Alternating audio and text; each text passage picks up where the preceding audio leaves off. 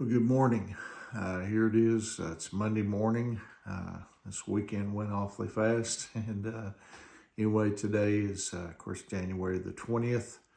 I hope you had a great weekend. I hope that you once again maybe were able to spend time with your family. Hopefully, you maybe spend time with maybe some friends and just enjoy hopefully being at home and hopefully able to maybe get some things done around home on Saturday and just to enjoy that time away from maybe away from your job if you were able to.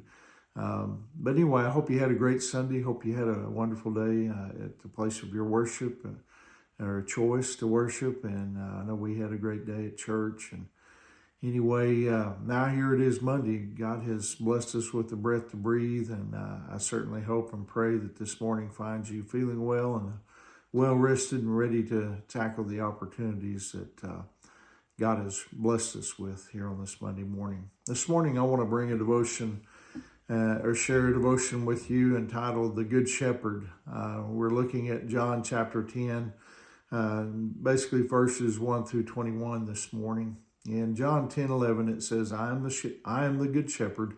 The good shepherd sacrifices his life for the sheep. In Jesus' day, religious and political leaders were sometimes called shepherds. Jesus, he wanted his followers to recognize that some shepherds aren't what they appear to be. After Jesus healed a blind man on the Sabbath, the religious leaders, they hounded, intimidated, and threatened the man and his family. They wanted the family to support their lie that Jesus didn't actually heal the man.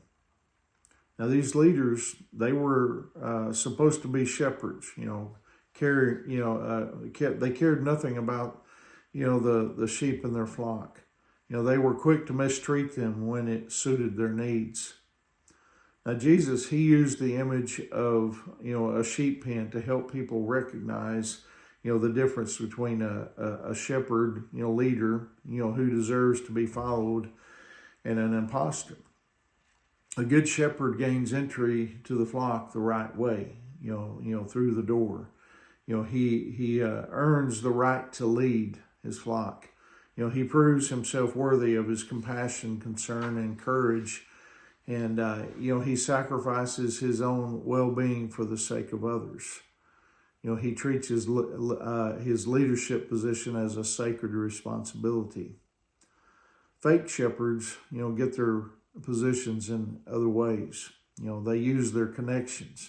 They dazzle people with their education and credentials.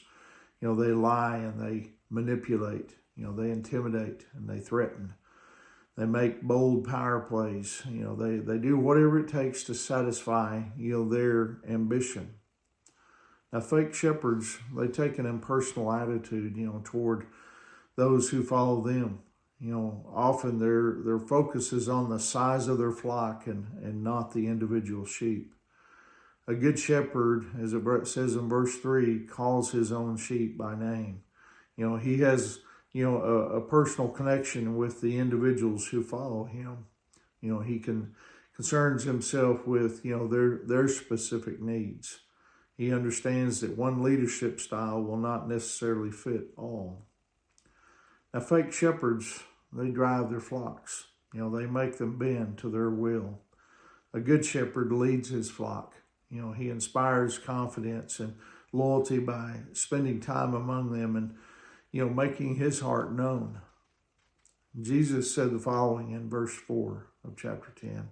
After he has gathered his own flock, he walks ahead of them and they follow him because they know his voice. If we follow Jesus, we have to know his voice. We have to know what he said and what he didn't say. There are a lot of fake shepherds who try to speak for him. They'll tell us, which causes Jesus wants us to support, which issues he wants us to oppose, who he wants us to vote for, what he wants us to do, with our money and where he wants us, to send our payments. If we don't know his voice, if we don't know the truth about his words, we risk being led in the wrong direction. We learn to, we learn to recognize Jesus' voice by studying God's word, memorizing his teachings, and then applying them to our daily, decision making. Finally, Jesus said in verse 11, the good shepherd sacrifices his life, for the sheep. Jesus, he sacrificed his life to save us. He proved himself to be the good shepherd. We have everything to gain and nothing to lose by following him.